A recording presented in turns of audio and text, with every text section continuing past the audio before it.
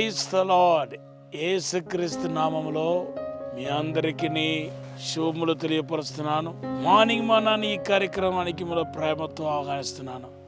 మీరందరూ బాగున్నారా?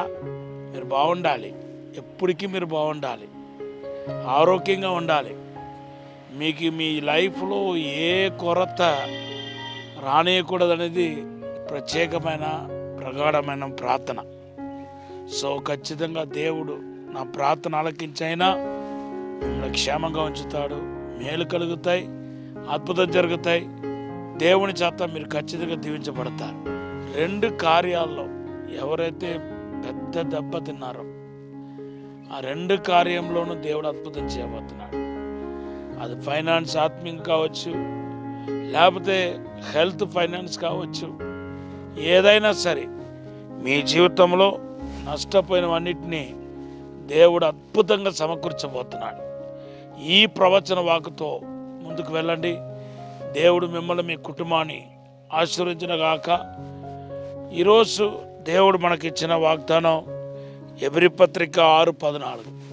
దేవుని బిడ్డలారా, దానియేలు గురించి పరిశుద్ధ గ్రంథంలో ఏమని రాయబడి ఉందంటే, దానియేలు దర్యావేషు కాలమందును పారసీకుడైన కోరేష్ కాలమందును వర్ధిల్లెను అని దానియేలు గ్రంథం 6:28 రాయబడి ఉంది. ఈ వర్ధిల్లను అనే మాటకు మరొక అర్థం ఏంటంటే సక్సెస్ అయ్యాడని రాయబడి ఉంది. మీరు సక్సెస్ అవ్వాలన్నా, వర్ధిల్లాలన్నా, దేవుని యొక్క కృపలో నానాటికి బలపడాలన్నా, దానియేలు జీవితంలో పరిశుద్ధాత్మ దేవుడు నేర్పించిన అద్భుతమైన ఆత్మీయ అనుభవం కలిగి ఉండాలనేది ఈరోజు నా సందేశమై ఉంది. మీరు అనేక మార్లు అనేక దైవ సేవకుల ద్వారా దానియేలు గురించి వినియే ఉంటారు. కానీ ఈరోజు ప్రత్యేకంగా కొన్ని విషయాలు మీతో నేను మాట్లాడాలని చెప్పి ఆశిస్తున్నాను. దానియేలు గ్రంథం 1వ అధ్యాయం 8వ వచనంలో, రాజు పూజించే భోజనం ద్వారాను, మత్తు పదార్థాలతో కూడిన వస్తువుల ద్వారాను, మత్తు పదార్థాలతో కూడిన ఆహార పదార్థాల ద్వారాను తన్ను తానే అపవిత్రపరచబడకూడదని దానియేలు ఉద్దేశించి. చూడండి, దానియేలు ఒక ఉద్దేశం, దానియేలు ఒక మైండ్లో బాగా నాటుకుని పోయింది ఏంటంటే, నేను ఎట్టి పరిస్థితిలో నన్ను నేను అపవిత్రపరచకూడదు. ఎందుకు అపవిత్రపరచకూడదు? అపవిత్రపరచుకోవటం అనేది అది దేవుని దుఃఖపెట్టే కార్యం,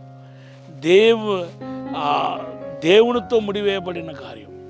కాబట్టి తన్ను తానే అపవిత్రపరచకూడదని దానియేలు నిశ్చయించాడంట. దేవుని బిడ్డలారా, ఈ రాజు పూజించే భోజనంని ముట్టుకోకుండా ఉండటం అనేది అసాధ్యమైన కార్యం. ఎందుకంటే రాజభవనంలో పనిచేస్తూ రాజుగారు ఆయనకు దానియేలును పరామర్శించే దానియేలుకు గార్డియన్గా ఉన్న వ్యక్తికి చెప్పాడు, నువ్వు మంచి భోజనం పెట్టాలి, కావాలంటే వారికి మంచి వైన్ ఇవ్వాలని చెప్పాడు. ఇప్పుడు తన్ను తానే అపవిత్రపరచకూడదని నిశ్చయించుకొని ఆ విందు ఎవరైతే దానియేలును పరామర్శిస్తున్నారో, సూపర్వైజర్ అయితే ఉన్నాడో అతని దగ్గర ఆయన ప్రతిమలు కొంటూ మరి దయ పొందిన వాడై అది ముట్టుకోకుండా ఉన్నాడు. కానీ ఈయన దేగమే అందరి దేగం కంటే బాగున్నట్టుగా రాయబడి ఉంది. దేవుని బిడ్డలారా, ఈరోజు పరిశుద్ధం కోసం, పరిశుద్ధ జీవితం కోసం మీరు గనక ఏదైనా తీర్మానిస్తే దేవునికి పూర్తి సహాయ సహకారం మీకు ఉంటుంది. అంతేకాదు, సామానుల కంటే మీరే బాగుంటారు, మీరే ఆశీర్వదించబడతారు, మీరే దీవించబడతారు. మనము దేవుని స్వర వినాలన్నా, దేవునికి అద్భుతం పొందుకోవాలన్నా, దేవుని సేవించాలన్నా మన నుండి దేవుడు ఆశించేది ఒక్కటే, అదేంటంటే మీరు పరిశుద్ధంగా ఉండాలని దేవుడు ఆశిస్తున్నాడు. అందుకొరకు యెహోషువ గ్రంథం 3వ అధ్యాయం 5వ వచనంలో మీరు చదివితే బైబిల్లో ఏమని రాయబడి ఉందంటే, ఈరోజు జనులు పరిశుద్ధపరచు, నేను రేపు అద్భుతం చేస్తానని ప్రభు పలుకుతున్నాడు.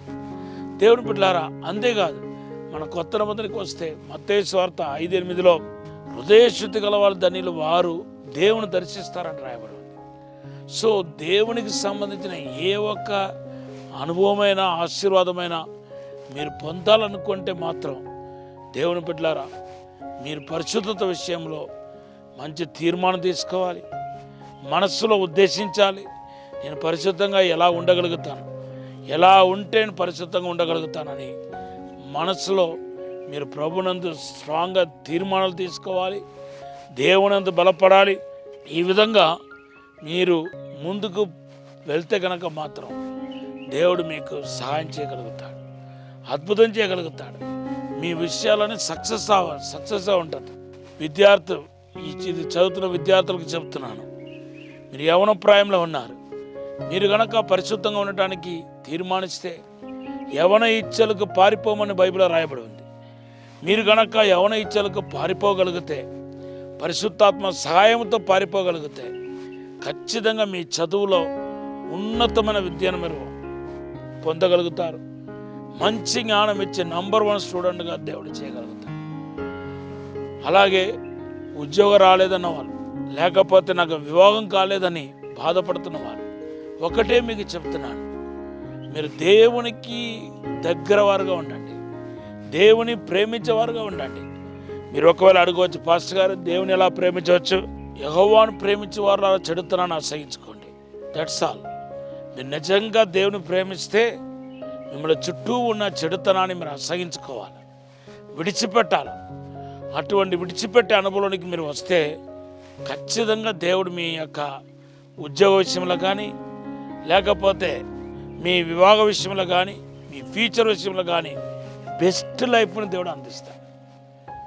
సో దేవుడికి ఆయాసకరమైన, దేవుని దుఃఖపెట్టే, దేవుని బాధ పెట్టే ఎటువంటి చెడునైనా ఈరోజు విడిచిపెట్టడానికి మీరు తీర్మానించండి.